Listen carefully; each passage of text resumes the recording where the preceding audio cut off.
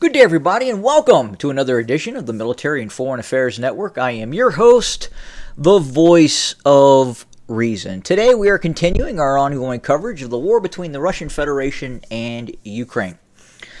And today, I am focused on an area of the map, Robotynya, in this area here.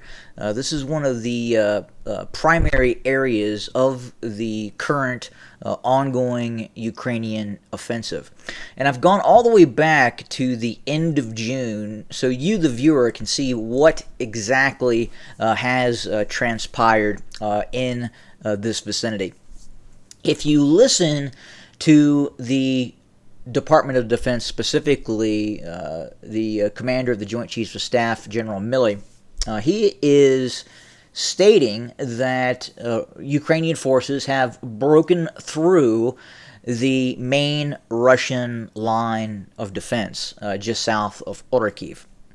And we want to look at that, and we want to see if that's true, if there's any validity to that statement. And we're going to look at this pro-Ukrainian map that tries to explain what is happening in the conflict, obviously, and it does daily, bi-daily updates of where exactly Ukrainian forces have taken control of areas, or in some cases have lost territory as well. This map tends to be a little bit slow when the Russians seize control of territories, and they seem to be fairly accurate if the Ukrainians take control of territories as well. They signify with blue areas, gray areas, which are the where continued fighting is taking place. So let's have a look at the last month at what has happened. Again, just south of Orikhiv, so you can kind of get your bearings here. We are kind of in the center of the Zaporizhzhia area of operations. This is the primary area of Ukrainian attack. Again, its objectives are to sever the land corridor from Russia proper to the Crimean Peninsula. And we will see now, we're going to fast forward this and just kind of where you, the viewer, can see exactly what has occurred.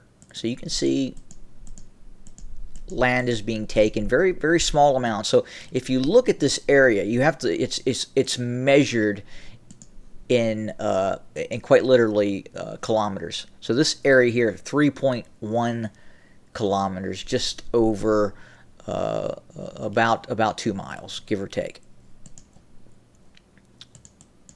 And here we go, we're continuing. So you can see it's going back and forth. The Russians counterattack, take areas.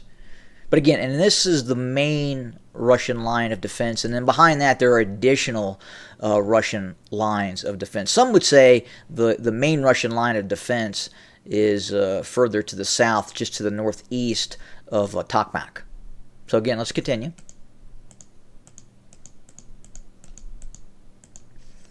Okay, they've penetrated the one corner of this main trench line here.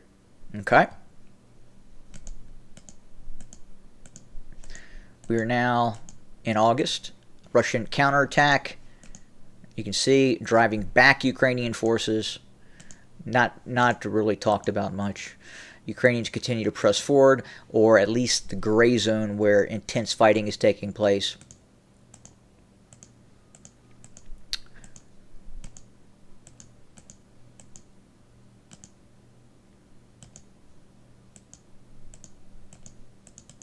And there we are.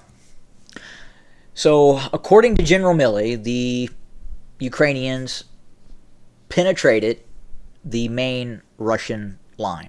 Did that happen? I don't think so. I would not say that has occurred. And compounding that, the way the Russian military fights, especially in defensive operations, this does not bode well for the Ukrainians. Some of these operations by the Russians, some of these defensive operations, are designed to lead an opposing force into a very large kill zone, create a salient, and then envelop and destroy, mostly with artillery and fixed-wing assets. And that's what we're seeing right now. The reports that we are getting is that the Ukrainian military is taking massive casualties in this operation. So many casualties that it is reported that Ukrainian National Guard units are now having to be used to prevent the wholesale retreat and refusing to fight by Ukrainian military units. Have we seen that with Russian forces? Yes, we have. We have seen elements of the Russian National Guard be used as quote-unquote anti-retreat units. That has been reported.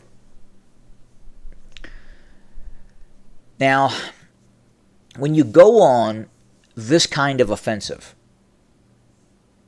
against an enemy, what I mean is when the Ukrainians went on this offensive against an enemy, meaning the Russian Federation, that has been digging in for months, has multiple lines of defense, while at the same time they have an air force, a real air force, and then they possess massive amounts of artillery. And again, the Russians are dug in. The Russians are fortified, concealed, awaiting the Ukrainian advance. The Ukrainians are taking more casualties than the Russians. Many more casualties. And that's what's happening. Did the Ukrainians penetrate the main Russian line? Well, if you count this as a victory, then I guess you could say there is elements of truth to it. But this salient is not sustainable. In any military operation, anyone schooled in basic operational art, with an understanding of what's happening on the ground, with an understanding of what the Russians possess in terms of an air force, in terms of the amounts of heavy artillery that the Russians have. Again, very difficult for the Ukrainians to maintain this type of position, this salient. Stuck in directly in front of them are the main Russian defensive lines, secondary lines, Russian forces to the east, Russian forces to the west, Russian forces to their front. Very difficult situation. And they're going to continue to take these types of casualties until this conflict in the south here finally becomes frozen, which in all probability it will. We have also received reports that the Ukrainians are now bringing up some of its most advanced equipment supplied by NATO, such as the Challenger 2 main battle tank. That is reportedly now engaged in the front lines south of Orikhiv. So it'll be interesting to see if the Russians are able to engage any of those Challenger 2s. But again, additional reserves have been brought up, and I think in hopes of expanding this salient and creating a viable continued offensive operation by the Ukrainians. But again, given the amounts of casualties that are being reported, or lack thereof in the mainstream media, it's going to be tough for the Ukrainians to continue on with this. It really is. And at the same time, you have to look at the weakening position in the eastern part of the conflict zone. Obviously, the Russians are continuing operations near Kupiansk, and they continue to hold on to their positions near Bakhmut. Remember, originally the Pentagon was fairly upset that the Ukrainians had positioned so many forces near Bakhmut. And it was thought that this may be a personal decision at the highest levels in Kiev. Again, Bakhmut is kind of this fight that really has no meaning. Again, from a military viewpoint, is Bakhmut important? Well, for the higher echelons within the Ukrainian state, it apparently is. And unfortunately for the Ukrainians, they have lost a lot of soldiers fighting in and around Bakhmut.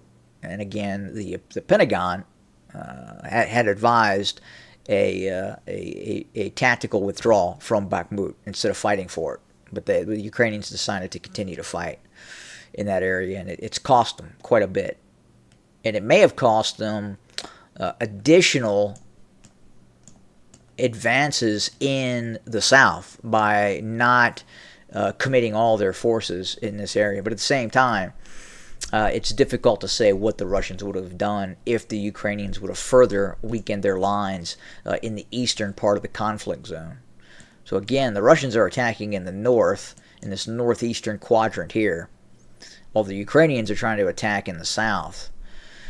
And again, that's kind of where we set for today.